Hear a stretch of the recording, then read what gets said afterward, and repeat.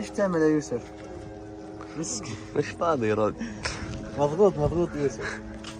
السلام عليكم ورحمة الله وبركاته، رجعنا لكم فيديو جديد. فيديو اليوم ما شاء الله، الفيديو أنا مبسوط فيه أكثر منكم إن شاء الله، وراح تنبسطوا إن شاء الله زي ما إحنا مبسوطين، لأنه الفيديو اليوم بحكي عن عزيمة الإنسان الفلسطيني، عن إرادته، عن قوته، إنه كيف بده يعمل الأرض. إحنا قلنا لكم إحنا صامدين إن شاء الله، وإن شاء الله راح نوصل صوتنا للعالم ونقول لهم إنه إحنا موجودين في أرضنا وفي بلادنا.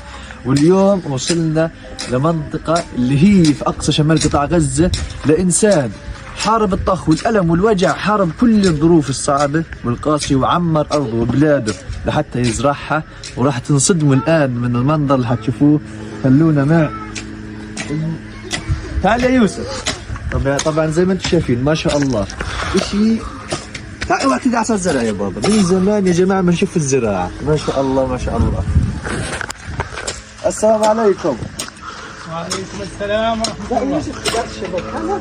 حياكم الله. امشي هيك يا بابا، امشي هيك، اجل. اول ان شاء الله يعطيك العافيه. ما شاء الله، الله يكرمك. عن جد احنا فخورين فيك والله. الاشي عن جد ببيض الوجه وبرفع راسك. بارك الله فيك. احنا اليوم جيناك كان بس لحتى نشوف انت ارادتك وعزيمتك اللي وصلتك لهذه المواصيل يا بابا، بهذه المواصيل والاماكن اللي قدرت عن جد تبني وتصنع وتزرع من اول وجديد، رغم الاسى والقسف والوجع اللي احنا عايشين فيه، الا انك اصرت ترجع على ارضك وتعمرها. ورغم الوجع والالم اللي شفته ونقطه الحرب، اصريت انك ترجع وتثبت وجودك كانسان فلسطيني اول شيء، بعدين كمزارع وجدت في ارضك في بلدك وتعودت على هذه المنطقه. تفضل يا عمو صايب. الحمد لله والصلاه والسلام على سيد المرسلين محمد بن عبد الله وعلى اله وصحبه اجمعين. انا محمد علي سلام العطار، مزارع بتأجر أراضي زراعية حوالي من 50 ل 60 دونم بالعطر. فأنا فقدت اللي هو الأراضي الزراعية تاعته وفقدت كل حاجة. وهذا بيتي مكون من 5 طبقات. هذا بيتكم يا الله. رجعت لقيته نازل فتعبت نفسيا، فحاولت اني يعني بقدرش انا استغنى عن الزراعه. زرعت الاشي القليل، كوني انا مزارع زرعت اشي قليل. هذه الزراعه ما بنستهين احنا فيها. هذه عباره عن شورة فجل، شورة بقتون، شورة جرجير، شورة سبانخ، شورة سلق. هذه السبانخ خليك يا يوسف، وين اسد زريعه. هذه شورة سلق، هذه شورة فول. كذلك عندي بصل، عندي جرادة، عندي من كل نوعية. حبيت أزرع يعني شيء القليل. هذه الشورة يعني تقريبا من 30 ل 35 40 متر طولها. هذه كل شورة بتطعم حوالي من 15 ل 20 أسرة. يعني بفضل الله احنا أقل القليل بنقدر أنه نعمل لأولادنا ولبناتنا ولجيراننا. بنزرع هذه الحاجات على اساس انه احنا ما يعني نقدرش احنا نعيش بس على الحاجات المستورده. احنا بنحب نعيش ونزرع في ارضنا برغم الاسى وبرغم اللي شفناه والصعوبات والشهداء واللي تقطعوا ومصاعب الحياه باكملها. ولكن هذه اشياء احنا بنقدر نزرعها في فصل الشتاء عشان انه ما فيش ميه. الميه احنا كل اسبوع بنقدر نسقي هذه الزراعه مره واحده، وهذه كل شوره بتاخذ من 5 ل 7 لتر ماء، يعني اقل القليل. بس هذه الزراعه، طب انا والله مستغرب يعني انت لقيتها كيف بتسقيها يعني؟ هذه في عندي آلية للسقية موفرة، لقيتها انا بورجيك كيف فيها. عن جد الصراحه ماكل جرجير يا عمو صايب. خذ بس بدي اغسل لك اياها. لا بدون، انا بديش اغسل. هذا من ارضنا يا عم. خذ يا يوسف. من زمان ما نشوف الزرع، من زمان ما نشوف الاكل زي هيك. ما شاء الله عن جد الواحد نفسيته بترتاح يا اخوان. والله اني لما شفت المكان انصدمت. زمان ما شفنا من 2 أو اكثر ما شفنا هذه المناظر وهذا الخضار وهذا كل شيء كان عندنا. انتم زي ما تشوفوا الفيديوهات كل شيء دمرت شمال قطاع غزه. بس اليوم لما عمر صايب ما شاء الله زرع وحسد عن جد والله رجع لنا الامل. يعني سبحان الله، ان شاء الله هالارض هتكمل ان شاء الله. يا عم ابو صهيب، يا ربنا يبارك لك ويجزيك الخير. طبعا هذا بصل صح؟ صحيح. انا دير بالك طريقة السقية احنا بنتعامل فيها بهذا الشكل. نصب الماء،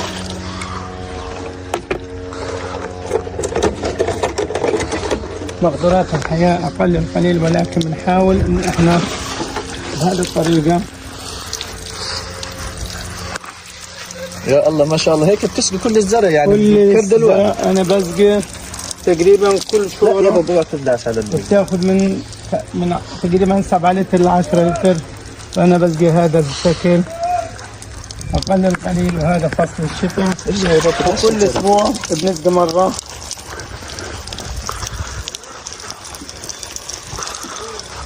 هذا طبعا شرط بصل. هذا بكر خل.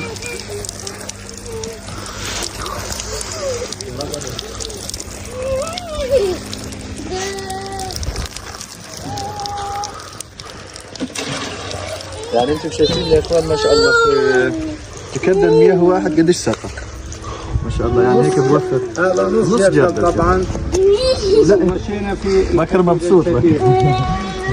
بكر مبسوط على الخضار ما شاء الله. من زمان ما شاف الخضره والزرع. يا جماعه احنا خاصه في شمال قطاع غزه، احنا منطقه يعني اللي بيعرف اهل سكان قطاع غزه منطقه زراعيه. منطقه زراعيه. احنا بنعيش على الزراعه وعلى قبل. انا اليوم بدي افاجئكم حاجه. تعالوا جاي. في مفاجاه يا اخوان. تعالوا هذا بطاطا برضه.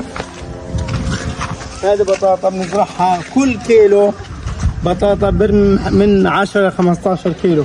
هذا البيت عندنا في قطاع غزه، الارض على هو التربه تاعته وقوتها. هذا برمي من 2 ل 3 كيلو بطاطا. فبفضل الله يعني زرعنا احنا عشانها.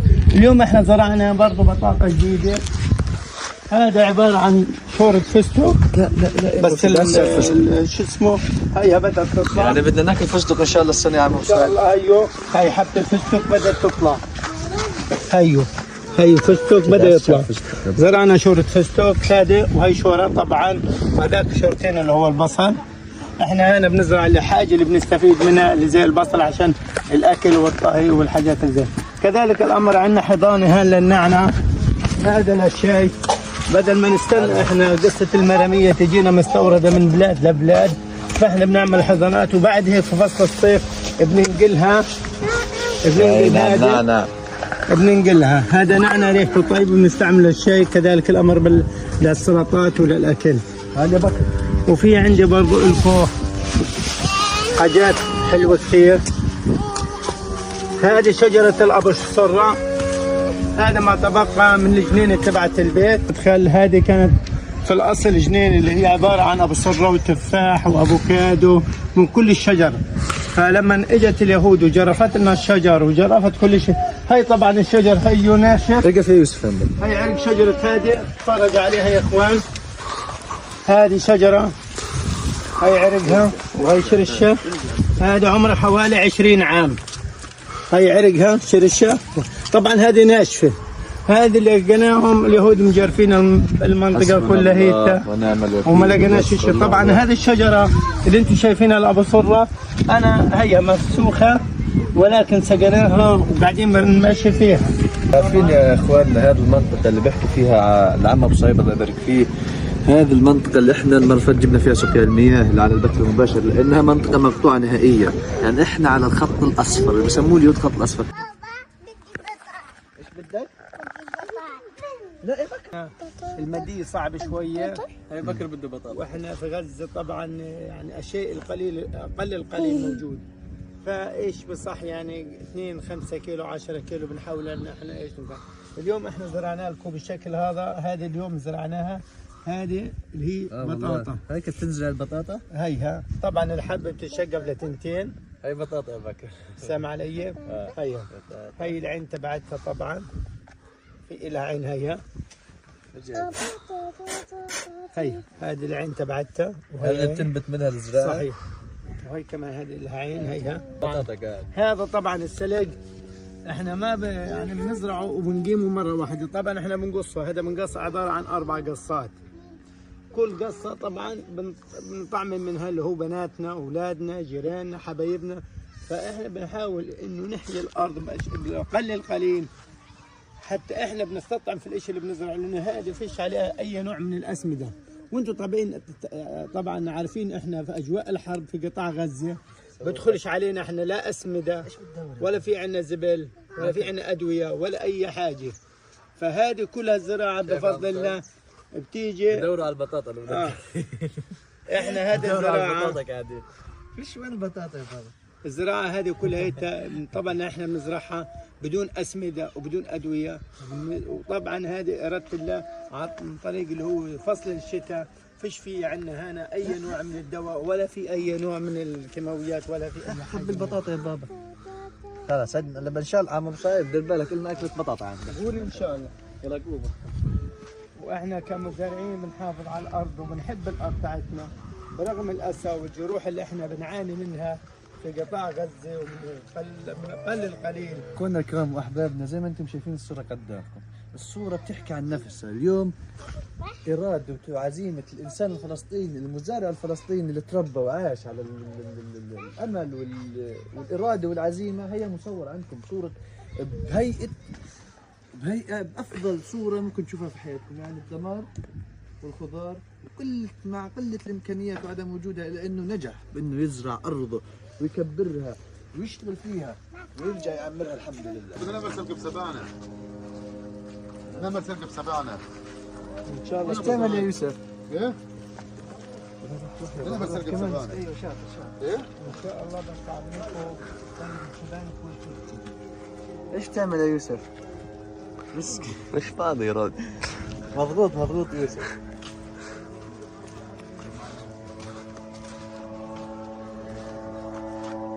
استنى يا يوسف بعدك استنى.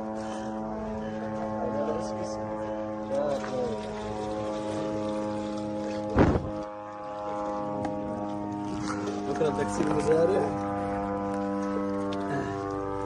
عيني. ايوه روح يا بابا روح.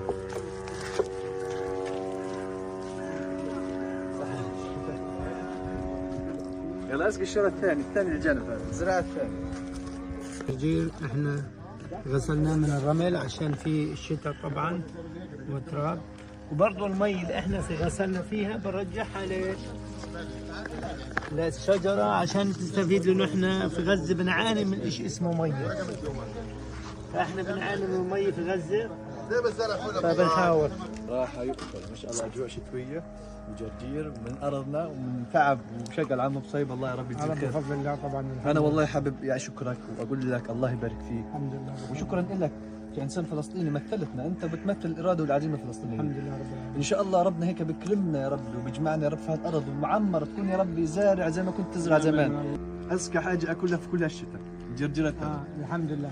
هذا طبعا احنا موسم الشتاء احنا نزرع قليل قليل، الواحد بحس بحياته بالزراعه تاعته، بحس بالامل. خذ يا مصور، هذا حصه المصور ان شاء الله. تفضل يا حبيبي.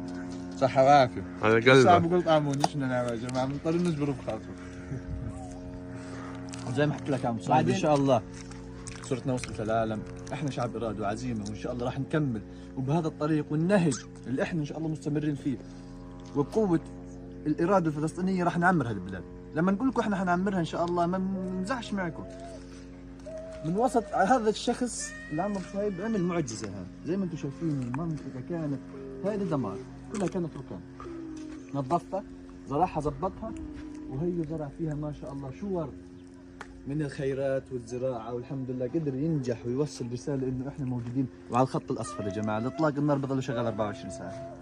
فالحمد لله الله يبارك له يا رب ويجعله صحه وعافيه ان شاء الله، والنا زياره كمان عنده ان شاء الله والمنطقه ان شاء الله اكثر جمال واكثر خضار. عمل صايب